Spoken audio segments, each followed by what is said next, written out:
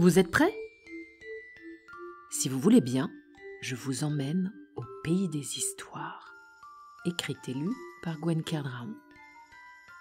On y va? Installez-vous confortablement. Écoutez bien.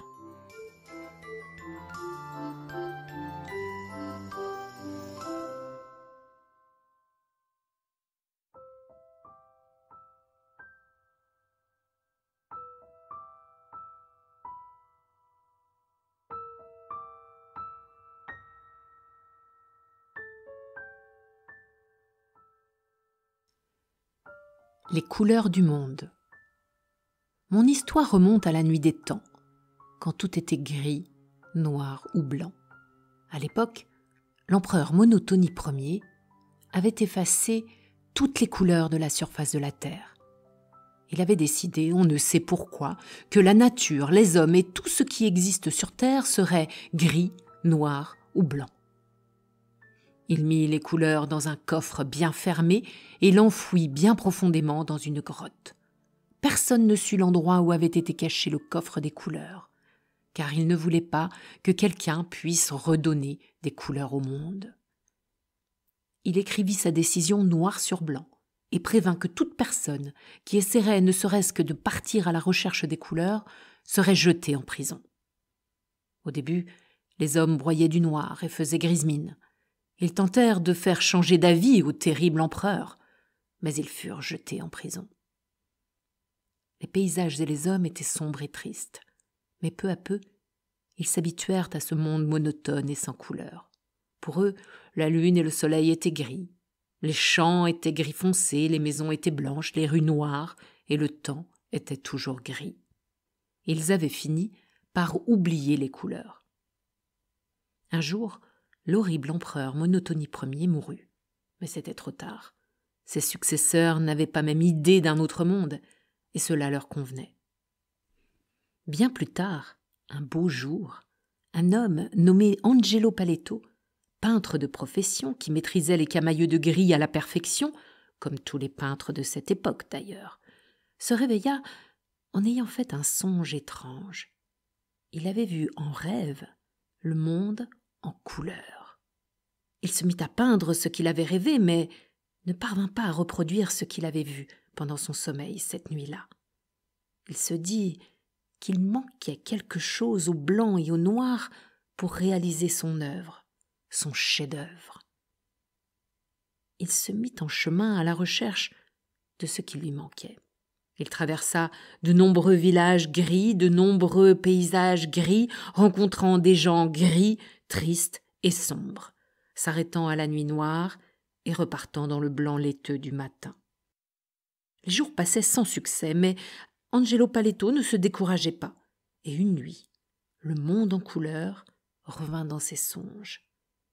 Une voix murmura : « Tu es près du but.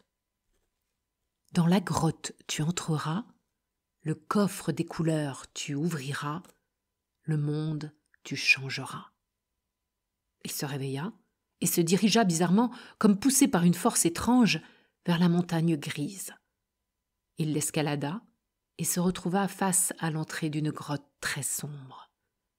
Il repensa : « Dans la grotte tu entreras. » Il n'était pas très rassuré, il faut bien le dire, mais il avança, et s'enfonça dans le noir de la grotte. Il se répéta : « Le coffre des couleurs tu ouvriras. » Et là, devant lui, un vieux coffre poussiéreux était posé. Il essaya de l'ouvrir, sans succès, jusqu'à tomber de sommeil et s'endormir. La voix revint encore une fois dans son rêve. La formule magique tu prononceras, les couleurs du monde tu trouveras. Il se réveilla, regardant le coffre. Il réalisa qu'il ne connaissait pas la formule magique.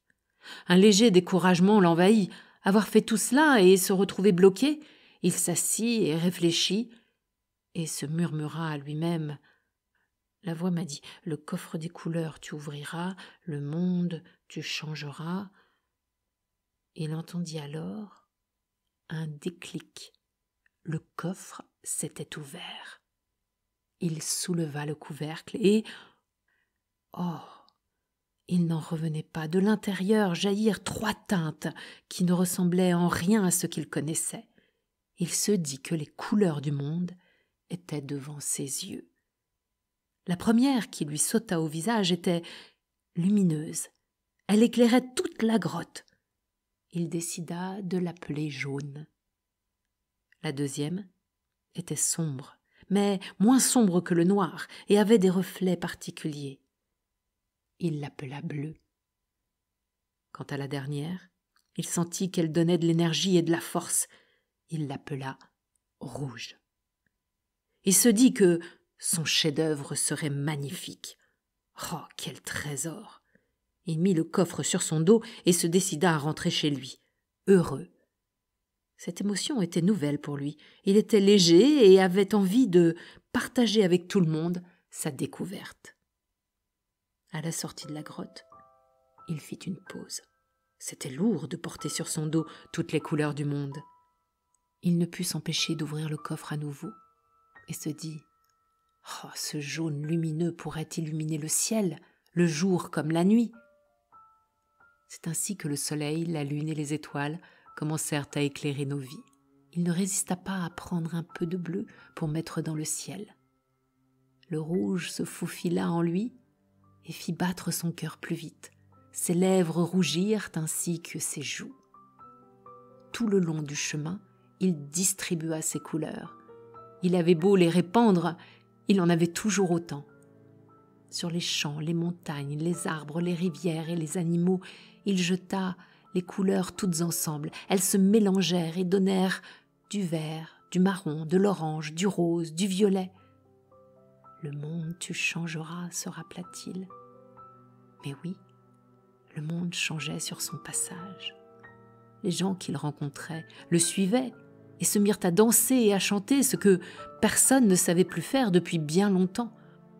Tous prenaient un peu de couleur pour eux et aidaient à rendre le monde plus beau.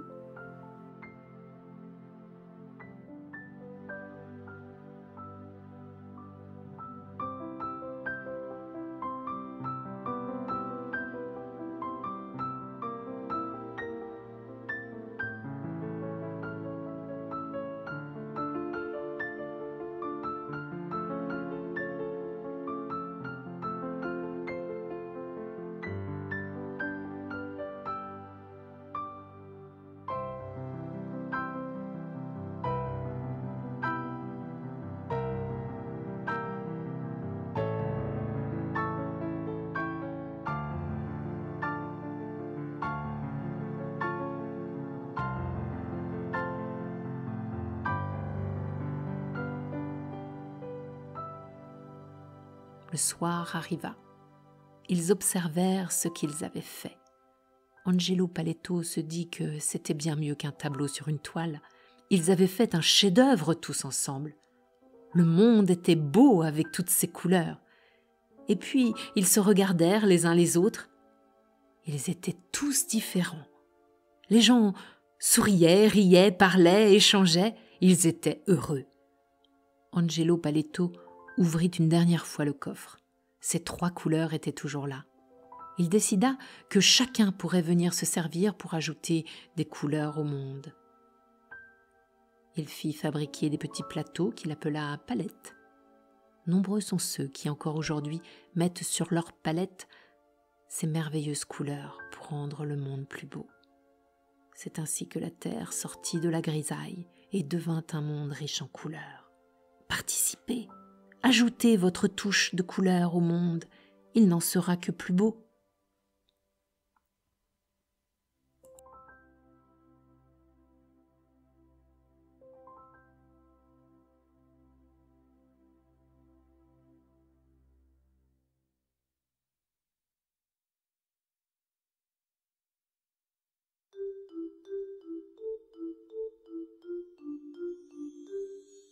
L'histoire est finie. Je vous dis à bientôt au Pays des Histoires.